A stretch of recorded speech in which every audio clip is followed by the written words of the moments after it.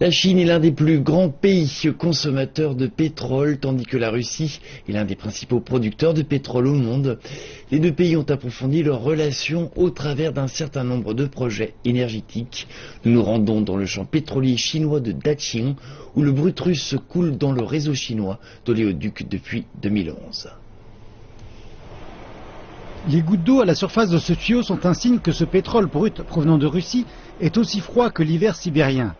Après avoir voyagé sur près de 1000 km depuis la Russie, l'or noir atteint finalement sa destination à Daqing, en Chine. À la différence du pétrole de Daqing, le brut russe a un point d'écoulement bien plus bas.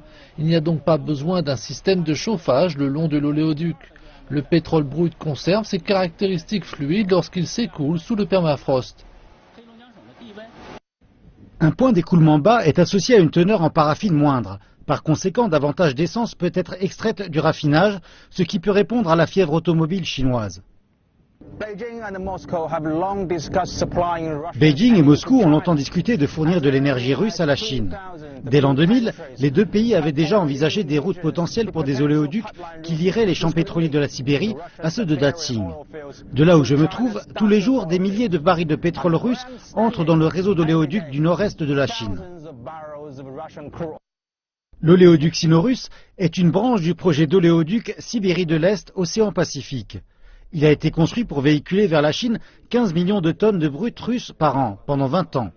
Depuis son entrée en opération en janvier 2011, il est un lien vital pour la coopération énergétique sino-russe. Il marque aussi une étape importante pour que les ingénieurs chinois du pétrole construisent et fassent fonctionner le premier oléoduc sous permafrost du pays.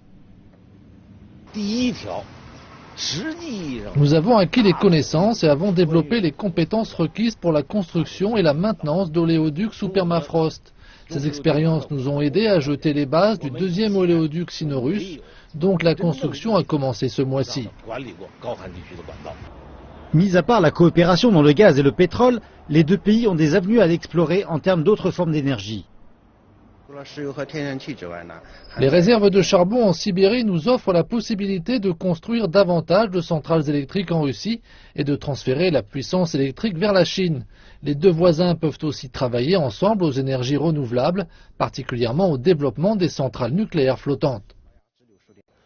Tandis que les dirigeants de la Chine et de la Russie se rencontrent à Beijing ce week-end, il n'y a aucun doute que de nouvelles avancées dans la coopération énergétique seront réalisées.